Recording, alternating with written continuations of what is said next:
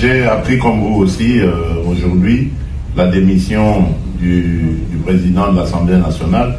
Ce que je tiens à vous dire, c'est que il y a quelques jours, moi j'avais reçu dans le cadre d'une réunion interinstitutionnelle tous les chefs de corps de nos institutions.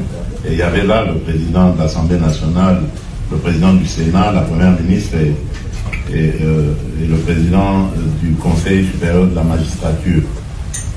Le mot d'ordre était que la rentrée se fasse dans la sérénité, le calme qui soit. Et je crois que vous avez vu les discours de rentrée, ils ont été justement dans ce sens-là. Après, il y a un fonctionnement, une cuisine interne à chaque institution, et les choses s'orientent selon ce que ces institutions sont en train de faire.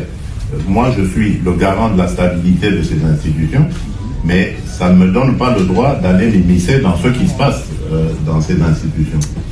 S'ils ont décidé de défier leur président, ben, c'est leur cuisine interne. Mon rôle à moi est de voir les droits de tout le monde sont respectés et que l'institution elle-même, sa stabilité est sauvegardée.